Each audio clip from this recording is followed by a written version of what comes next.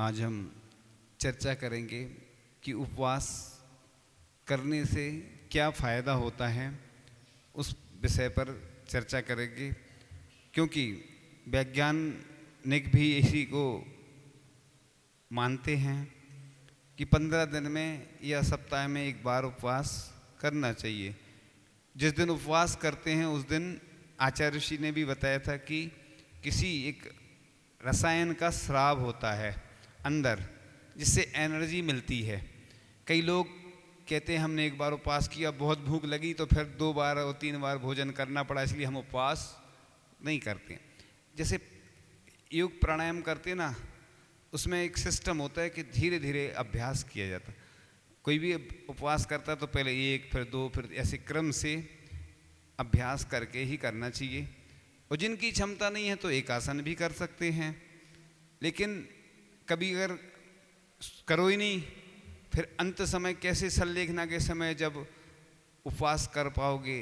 ये साधना इसलिए बनाई जाती है कि कोई को मुनि बनना है, आरिका बनना है, इलक शुल्लक बनना है, तो पहले घर में रह के प्रतिमाधारी बन के अभ्यास करो, या प्रतिमा नहीं भी ले पाते तो सामान।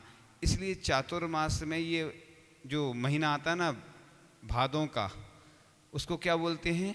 भद्र मास।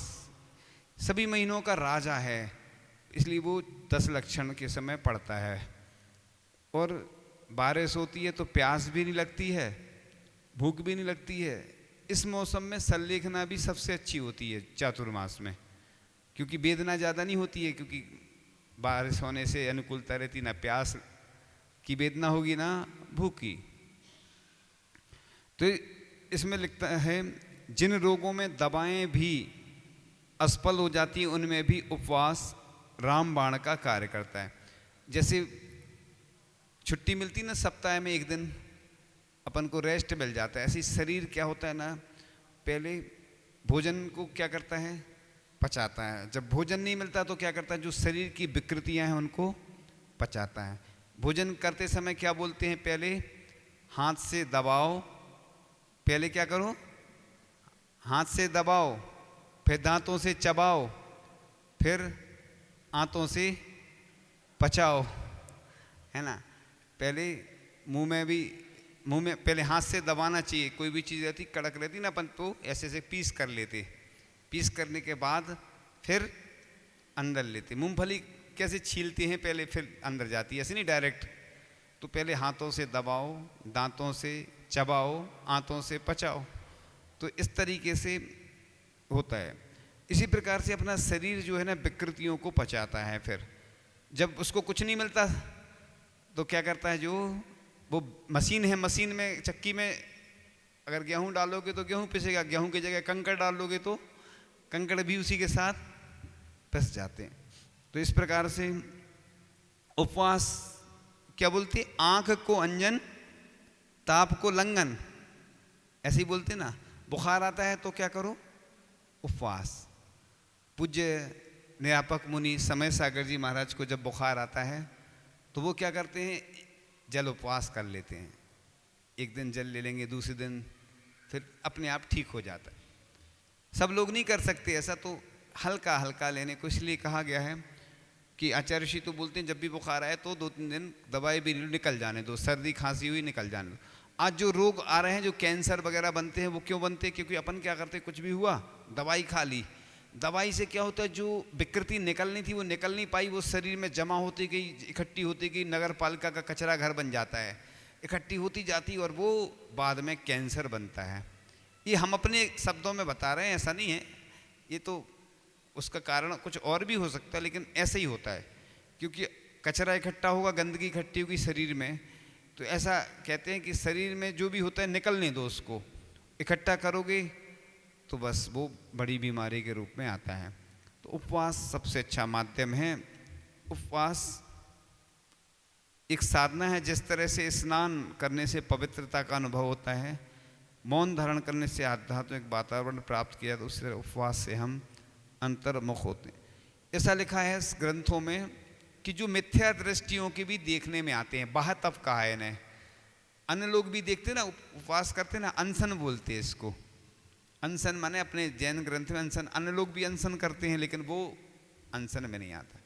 तो सही तो वही है कि जो निर्जल करते हैं उत्कृष्ट वही है, मुनिराज भी वही करते हैं, आरिका एलक शुल्लक। जिस दिन हम लोग जल लेते तो आचार्य जी से बोलते जल उपवास है आज, है ना, उसको क्या बोलना चाहिए, जलो। बाकी जो खाते रहते ना और चीज़ें करते हैं वो उपवास नहीं, एक आसन है, वो सबको बता देना, जो नहीं भी आए हैं, जो सुन भी रहे हैं और भी सबके लिए। तो लोग क्या करते हैं, कुछ खा लेते पी लेते, हमारा क्या है, उपवास है। ऐसे उपवास तो हम लोग रोज करते फिर हालांकि हम लोग वैसा नहीं करते आप लोगों जैसा, तो फिर तो हमारे तो इतने सारे उपवास हो जाएंगे, आहार नहीं कहलाएगा वो, फिर आहार नहीं बोलना, फिर उपवास ही बोलना उसको रोज, ऐसा नहीं होता है। क्योंकि उपवास माने जैन धर्म के अनुसार बता रहा हूँ, अपने दिगंबर जैन धर्म के अनुसार तो निर्जल या जल या दूध पानी भी ले लिया तो चल जाता, लिक्विड में आ जाता है वो, इतना छम में नींबू पानी ले लिया, कोई पानी में ठीक है, खाना मतलब कोई खाने वाली चीज़ ली तो फिर उपवास नहीं बोलेंगे। ये जैन दर्शन के अनुसार है। तो चतुर्दशी का उपवास क्यों करते हैं, ऐसा बताया था, किसी ग्रंथ में भी आता है कि 14वें गुण स्थान की प्राप्ति के लिए चतुर्दशी का उपवास करते हैं। तो तिथियों का संबंध ग्रह व उपग्रह से है। जैसे जैसे चंद्रमा की कलाएं बढ़ती हैं तैसे तैसे उन कलाओं में के प्रभाव से समुद्र में ज्वार आता है, ज्वार भाटा बोलते हैं ना जिसको, और जैसे जैसे चंद्रमा की कलाएं घटती हैं तैसे तैसे समुद्र में भाटा आता है। ज्वार अलग है, और ज्वार ये वाली ज्वार नहीं समझना, नहीं तो खाने वाली ज्वार समझो। कई लोग क्या होता है ना, बोलते हम कुछ हैं और समझ कुछ लेते वो। इसलिए तो जो सिद्धांत ग्रंथ है उनका स्वाध्याय लिखा है मुनिराजों को, प्रतिमाधारी को, क्योंकि बहुत कठिन विषय होता है। हम लोग भी जो ग्रंथ पढ़ते हैं ना वो समझ में नहीं आता, लेकिन फिर भी पढ़ रहे हैं कि चलो पढ़ लिया एक ग्रंथ की, क्योंकि ये बहुत महान ग्रंथ हैं। इनको रख के सुत पंचमी पे पूजन की जाती है। सठखंडागम ग्रंथ कहलाते हैं, जय धवला, धवला और महाबंध, है ना। तो इसी प्रकार से ये कोई भी बात बताई जाती, कई बार अपन ने अधूरी सुनी, उसका अर्थ कुछ निकाल लिया तो अर्थ का अनर्थ हो जाता है।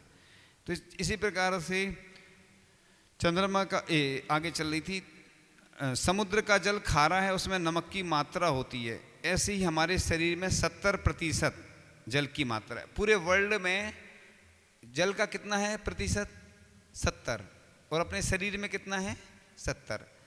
तो क्या होता है कि जल की मात्रा जब शरीर में बढ़ जाती है तो उसको कंट्रोल करने के लिए हम उपवास करते, एकासन करते, तो विकृति नहीं आती। तो इसमें बताया गया कि जिस प्रकार से चंद्रमा का प्रभाव समुद्र पड़ता है, चंद्रमा की कलाओं के घटने बढ़ने से समुद्र में ज्वार भाट आता है, वैसे ही चंद्रमाओं की कलाओं के घटने बढ़ने से हमारे शरीर के जल में भी ज्वार भाटा आता है। जब ज्वार आता है तब हमारे अंदर उत्तेजना होती है, क्रोध आता है। इसलिए पूर्णमासी व अमावस्या के दिन सबसे ज़्यादा क्रोध आता है। और अतः हमारे मुनिराजों ने कहा है कि पूर्णमासी व अमावस्या के दिन हमें क्रोध आ जाए, हमारे द्वारा किसी जीव की हिंसा हो जाए या क्रोध के कारण किसी को कष्ट पहुँचे, उसके पहले चतुर्दशी को उपवास कर लो। ये कारण साइंस बता रहे हैं हम, ये अन्य लोगों के लिए बताना पड़ता है। ये आप लोग जिनकी श्रद्धा आस्था है वो जो कर रहे हैं उनके लिए नहीं।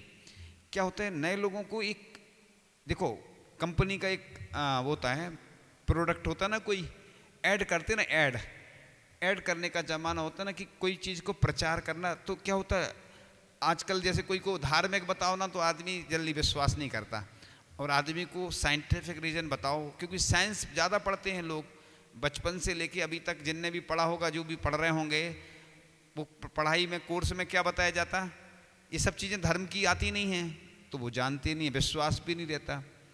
इसलिए ऐसे व्यक्तियों को बताया जाता है कि तुम जो उपवास करते हो उससे क्या फ़ायदा होता है, उसको जल्दी समझ में आ जाता है, उसकी श्रद्धा बढ़ती है। और सामान्य से बोलो, ग्रंथों में लिखा है, कितने भी बड़े बड़े ग्रंथों का उल्लेख देखो, उसको समझ में नहीं आता व्यक्ति को। कई लोग कुतर्क करते हैं, ऐसे बहुत सारे लोग होते हैं जिनको कुतर्क करना है, उनको अपन ज़्यादा नहीं समझाते।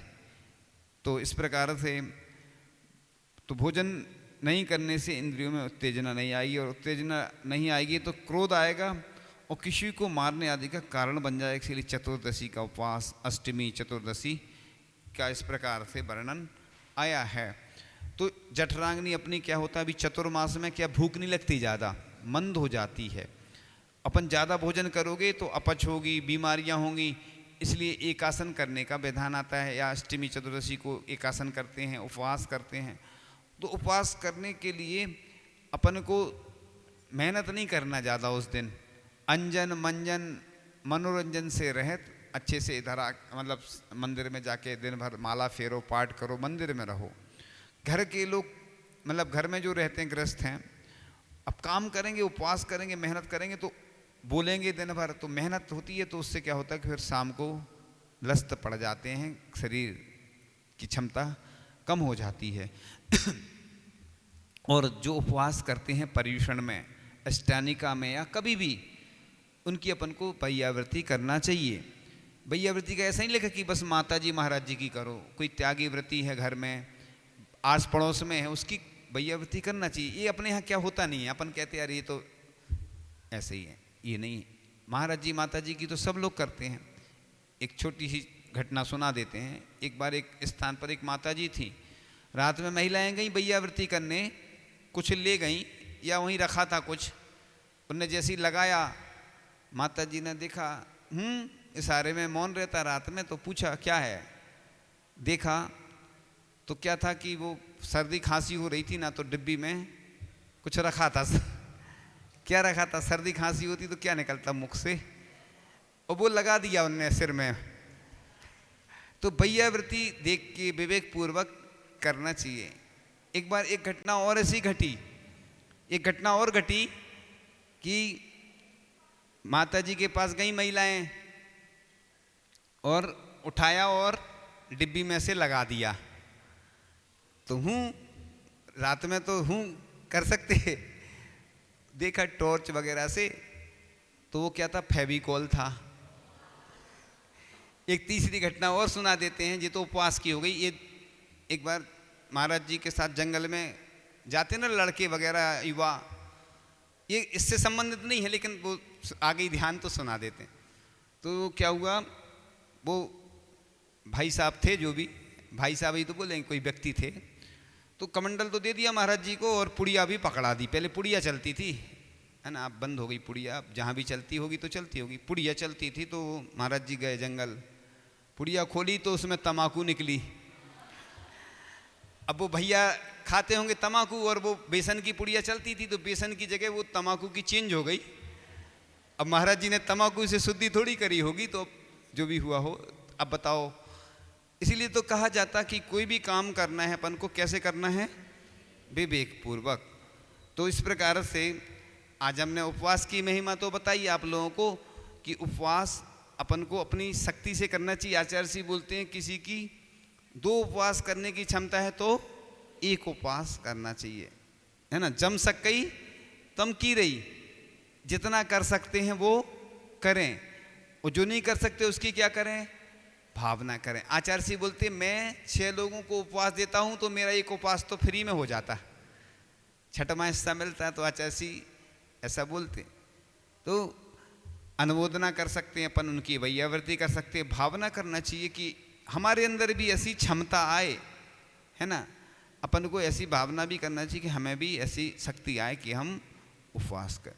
तो अष्टमी क्या बोलते, अष्टानिका या पर्युषण में जो भी उपवास आदि करते हैं तो एक एक करके बढ़ा सकते हैं, इकट्ठे नहीं लो 10 करना है तो धीरे धीरे मौसम की अनुकूलता देख के भी करना चाहिए।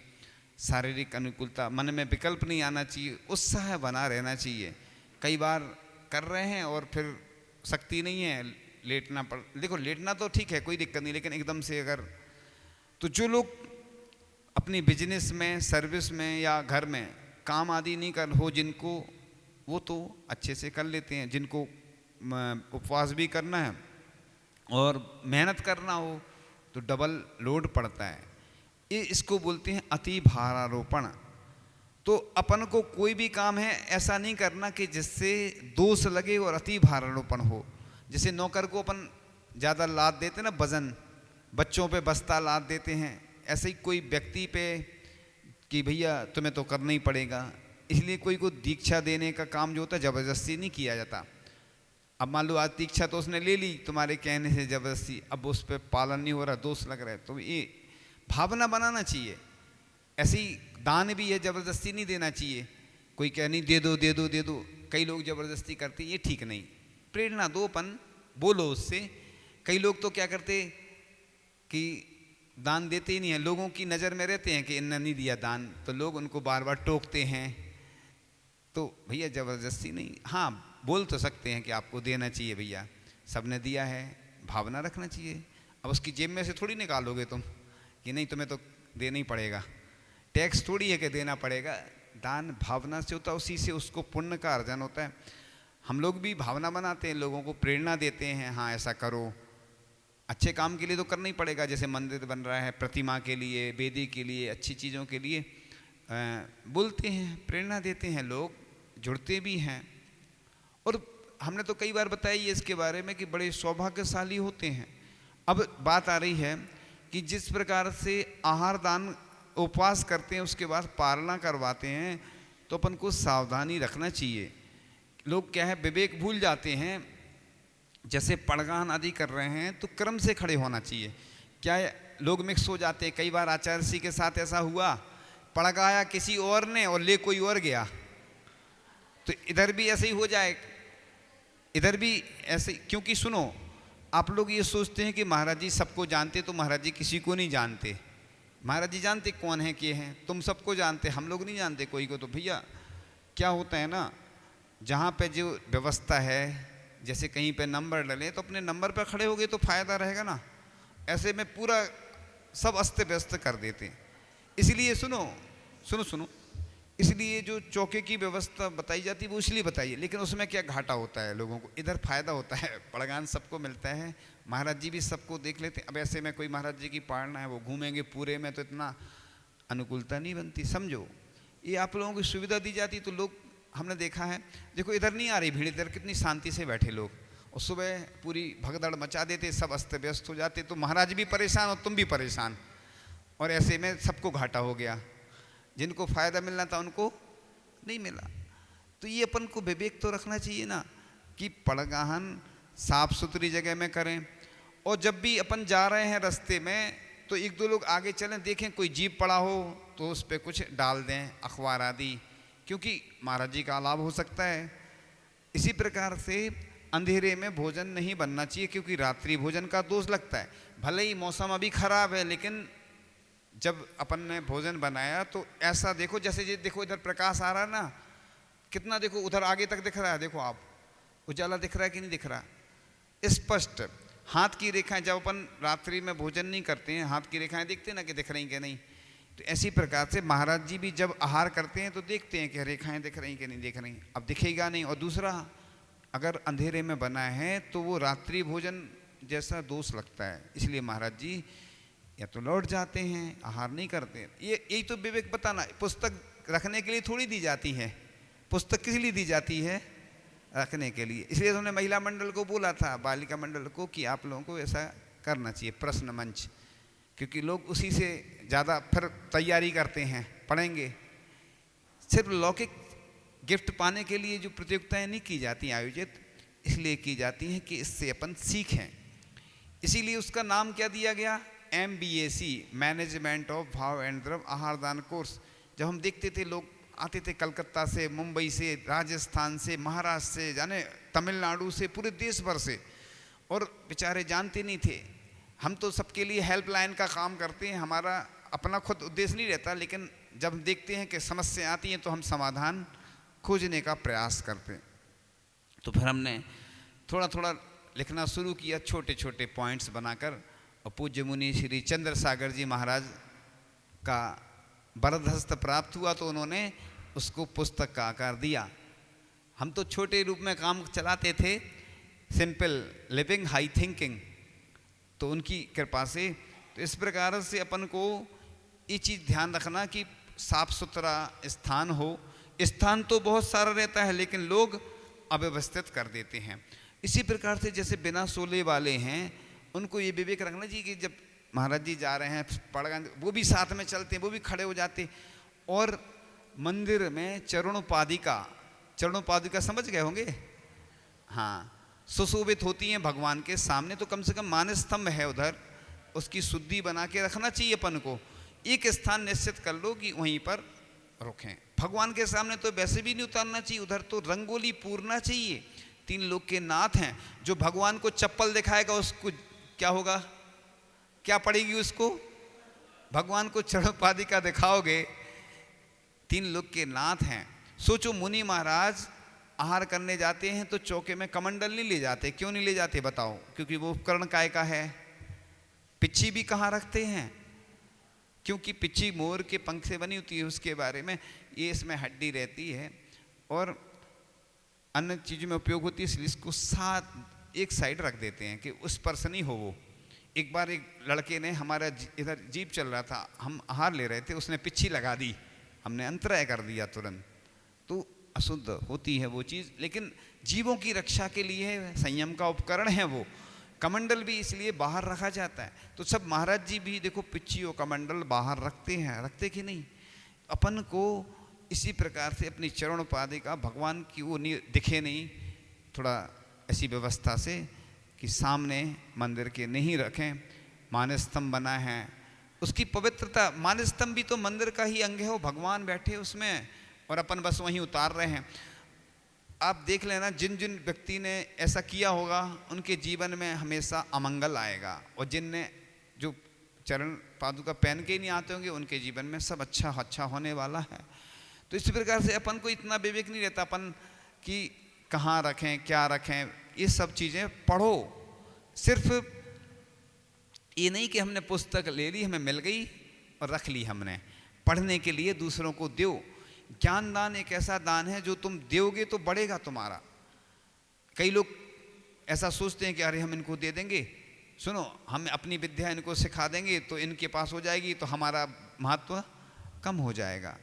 देखो पूज्य ज्ञान सागर जी महाराज कि उन्होंने आचार्य ऋषि की पूरी परीक्षा ली, और आचार्य ऋषि अभी संस्मरण सुना रहे थे हम लोगों को कुंडलपुर में कि एक बस जा रही थी, हमने हाथ दिया तो रुक गई ऐसे रुकती नहीं है, यानी हम समझ रहे थे कुछ और, हमें कुछ और समझ में आया, लेकिन हम ट्रेन का या कुछ समझ रहे, हमें याद नहीं है। फिर आचार्य सिंह ने बताया शरद पूर्णिमा ऐसा लेख आया था, उस संबंधी चर्चा हुई। कुंडलपुर में जो मिला वाकई में पहले तो खूब मिलता था, लेकिन इतने सारे मुनिराज होने के बावजूद आचार्य सिंह के पास जब बैठते थे, वो सुनाते थे, चर्चाएं करते थे, ऐसा लगता था बैठे ही रहो, बिल्कुल छोड़ने का मन नहीं होता था, लेकिन छोड़ना पड़ता था क्योंकि लगातार आचार्य सिंह के बाद ज़्यादा बैठो तो वो भी आचार्य सिंह को थोड़ा कई बार कोई चर्चा करना या कुछ और भी, और सबको लाभ मिले ये भावना रहती ना कि अपन को भी मिले, और भी साधु आए हैं बहुत दूर दूर से तो सबको लाभ मिल जाए भैयावृत्ति का, उनसे चर्चा का। तो आचार्य सिंह ने बहुत सारे संस्मरण सुनाए, जब धीरे धीरे जब याद आते जाएंगे तो सुनाते जाएंगे। तो आचार्य सिंह बोलते हैं कि पड़गान भी अपने आप में निर्जरा का कारण है। ऐसा नहीं सोचो कि हमें पड़गान हम इतने दिन से कर रहे, कई लोग यही सोचते रहते हैं। अधिकांश लोगों की क्या भावना रहती है आजकल कि 4 महाराज जी हैं, कहीं 5 हैं, मान लो इधर की नहीं कहीं भी की 6 महाराज जी हैं, 5 हैं, उतना ही बस फिक्स रहना चाहिए, है ना। रिजर्वेशन सिस्टम, कार्ड दे दो महाराज जी को, कार्ड दे जाओ, जैसे शादी में कार्ड देते ना, ऐसे ही दे जाओ बस लिख के, ये नंबर ऐसा ऐसा, बस। तो ऐसा नहीं होता है।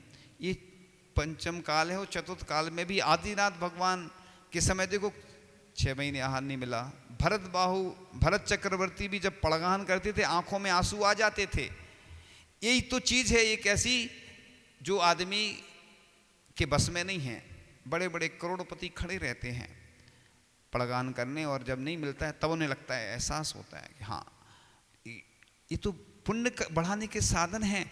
अक्षय तृतीया पे तो सब लोग जाते पड़गान करने, घर से आएंगे। एक दिन लिखा है क्या शास्त्रों में? शास्त्रों में यही लिखा है प्रतिदिन पड़गान करना चाहिए अपन को, लेकिन अब चलो आज व्यवस्था नहीं है शुद्धि के भोजन की, इसलिए लोग नहीं करते। अब अशुद्ध भोजन में भी प्रतिदिन पड़गान करना चाहिए अपन को, है ना। जो भोजन बनाती है ऐसी भावना तो करो उस समय, बाहर निकल के नहीं आओ, घर ही में कर लो, आंगन में पड़गान आंगन में कर सकते हैं, और भावना तो भा सकते कि महाराज जी आए हमें, है ना। कुछ नहीं है तो अपनी भावना तो पूरी होगी, पुण्य बढ़ता उससे। इसको इस मूर्खता नहीं समझना। कई लोग कहते हैं, हंसी उड़ाते हैं कई लोग, ये तुम क्या कर रहे हैं, जो नहीं समझते हैं वो मूर्ख हैं। लेकिन पड़गान करने वाला कभी मूर्ख नहीं होता है। ऐसे हस्तिनापुर में है कई पति पत्नी, ऐसे सुना था, वो प्रतिदिन पड़गान करते हैं। उधर तो साधु रहते भी हैं, नहीं भी रहते, लेकिन वो प्रतिदिन करते, उसमें क्या दिक्कत है। हम भी नहीं समझते थे पहले, जब अक्षय तृतीया पे जाते थे घर में, बाहर पड़गान किया और आ जाते थे, हम सब ये क्या करते समझ में नहीं आता, अपन नहीं जानते थे जब। लेकिन जब स्वाध्याय किया, और शास्त्रों में ऐसे ही लिखा है, शास्त्रों में लिखा है शुद्ध भोजन जो व्रती है, प्रतिमाधारी है, वो प्रतिदिन पड़गान कर सकते।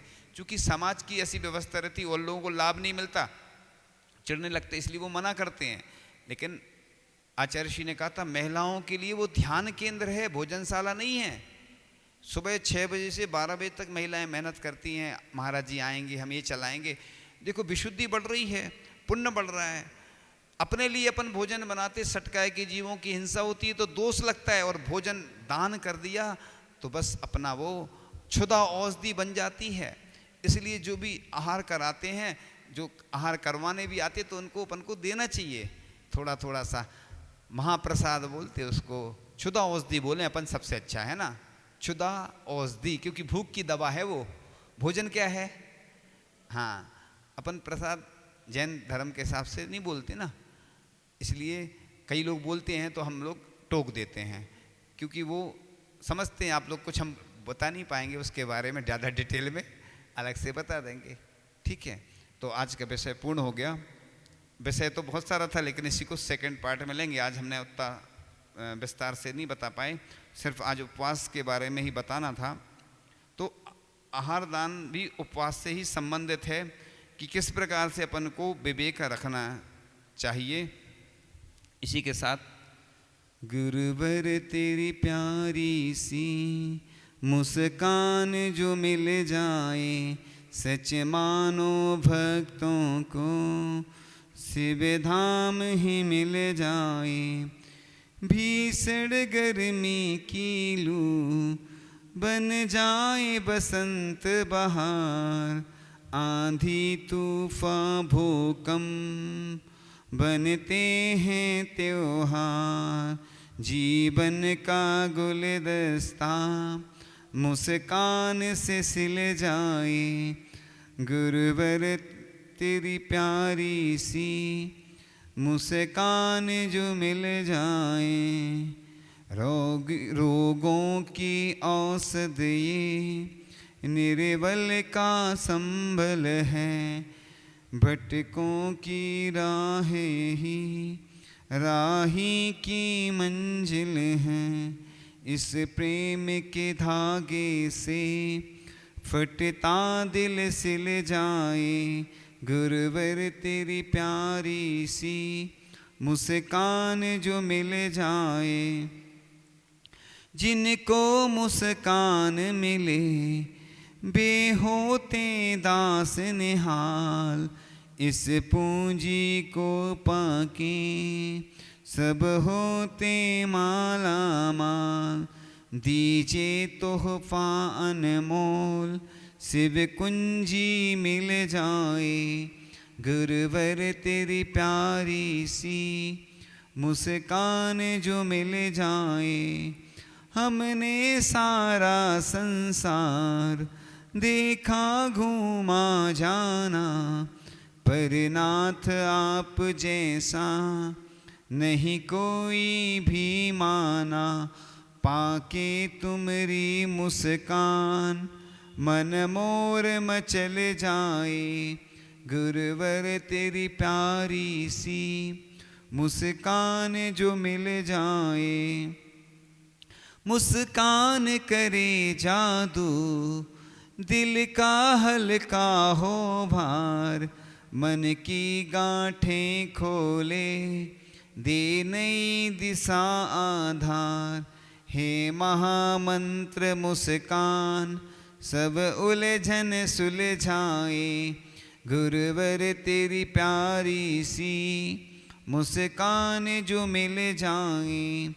अपनी मुस्कान के संग रंग सुब्रत रंग लीजिए, छोड़ो कंजूसी और खुल के मुस्का दीजिए।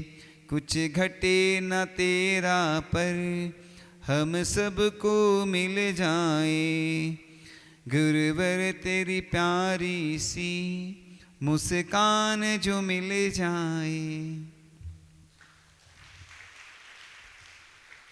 मेरे सवालों का जवाब दो, दो ना। आता है पहला प्रश्न आपके सामने। तो कितने दिन में उपवास करना चाहिए, ये वैज्ञानिक दृष्टि से बताया था। वो ग्रीन वाली सामने कोने वाली। हाँ,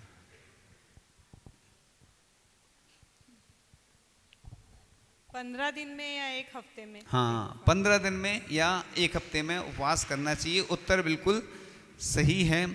दूसरा प्रश्न आता है आपके सामने। कब उपवास करना सबसे अच्छा रहता है? कौन सा मौसम अनुकूल रहता है? और सरल कर दिया हमने सबको। ये बीच वाली वैसे। हाँ, भद्र नहीं, वैसे भद्र तो हमने बताई था, अच्छा रहता है। वो राजा कहा गया है। हाँ, नहीं वो नहीं, वो तो सामान्य से चल ही रहा था प्रसंग, लेकिन और विशेष बताया था उसमें। अष्टमी चतुर्दशी तो पूरी दुनिया जानती है, वो तो सरल है। हाँ, वो सबसे, हाँ, कुर्सी पे बैठे।